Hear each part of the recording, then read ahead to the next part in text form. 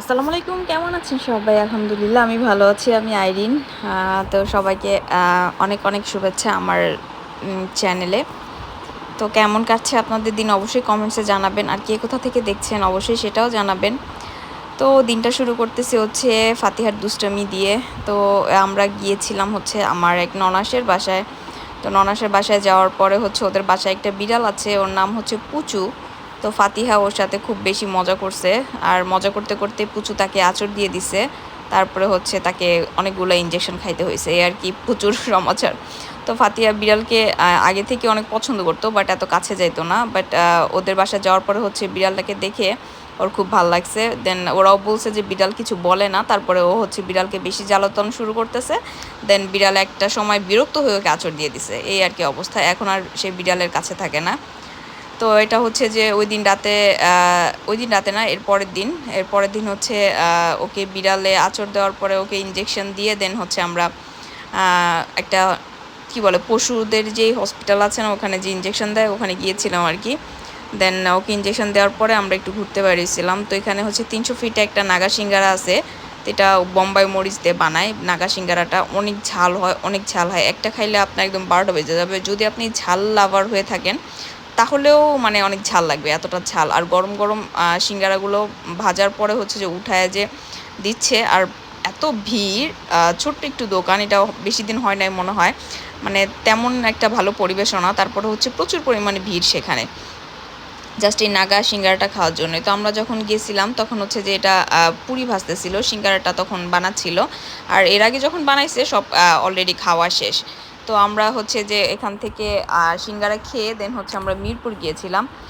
300 ফিটের সামনে আবার দেখা যায় এখানে একটা মেলার মতো বসছিল। তো ফাতিহা দেখে ও নামতে চাইতেছিল, পরে আমরা এখানে নেমে কয়েকটা রাইডে উঠলাম, আমিও উঠছি কয়েকটা রাইডে।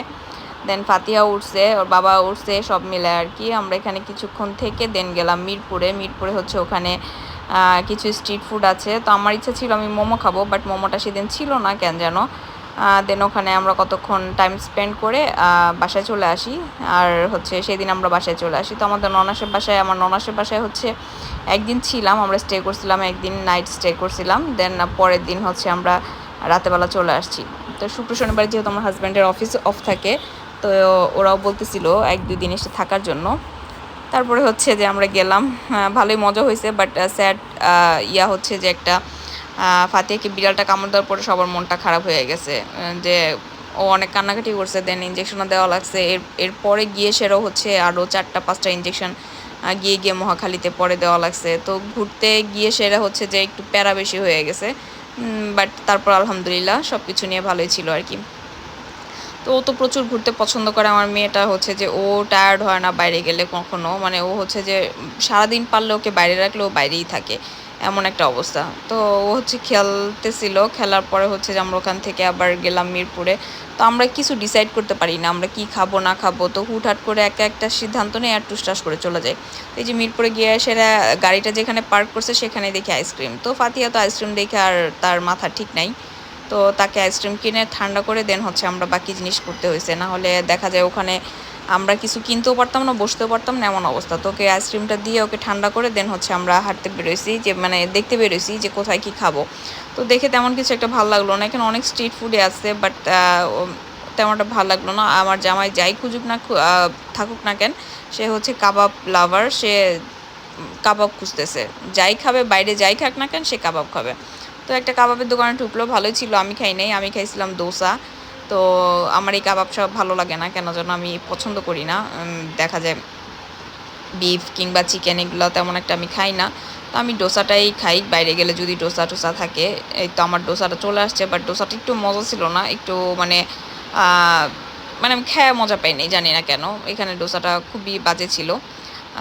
এই দোকানে ছিল না, এটা হচ্ছে সামনে এক দোকান থেকে আমাকে আমার ভাগ্নে এনে দিছে, যে মামি এখানে আপনি বসে বসে খান, আমরাও খাই সাথে। তো ওরাই যে অনেক ধরনের আইটেম অর্ডার করছে, ওরা খেয়ে ওরা স্যাটিসফাইড। তারপরে হচ্ছে আরও অর্ডার করছে, দেন কলিজা আরও কি যেন আছে উল্টাপাল্টা, এগুলো সব ওরা খাইছে। আর আমি আমার ডোসা নিয়ে বসেছিলাম, ডোসাটা পুরোটা খাইতে পারি নাই কেন যেন মজা লাগে নাই। যদি আমি খাবার ওয়েস্ট করতে একদমই পছন্দ করি না, তারপরও দেখা যায় যে আর খেতে পারি নাই, কিছু মজা লাগে নাই, এই আর কি অবস্থা।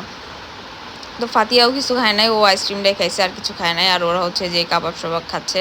দেন আবার চিকেন উইংসটা অর্ডার করছে। মানে তারা খাইতে পছন্দ করে, আলহামদুলিল্লাহ খাচ্ছে, পোলাপান ছিল সাথে, ওরাও খাচ্ছে। তা আমি বলতেছিলাম যে তাহলে আমি একটু ভিডিও করি হালকা পাতলা। তো সেদিন একটু ভিডিওর মুড তেমন একটা ছিল না, মেজাজটা এমনিও খারাপ ছিল কেন যেন, আর আমার মাথাটাও এত পরিমাণ পেন করতেছিল। তো আমি বললাম যে সামনে দেখো কোথায় চা আছে, আমি চা খাবো। তো এই যে সবাই লাস্টে হচ্ছে জুস জুস খাচ্ছিল আর আমি চা খাচ্ছিলাম। চাটা মোটামুটি মজাই ছিল। আর দেখা যায় চাটা খেয়েও দেখা যায় মাথা ব্যথাটা কমে নেয়, তারপর আবার কোক খাইছি। মানে আমার কি পরিমাণ যে পেন হচ্ছিল মাথায়, তো তেমন একটা ভালো লাগতেছিল না। আমি বসেছিলাম, দেন বললাম যে চলো বাসায় চলে যাই। তো ওই দিনে আমরা বাসায় চলে যাই।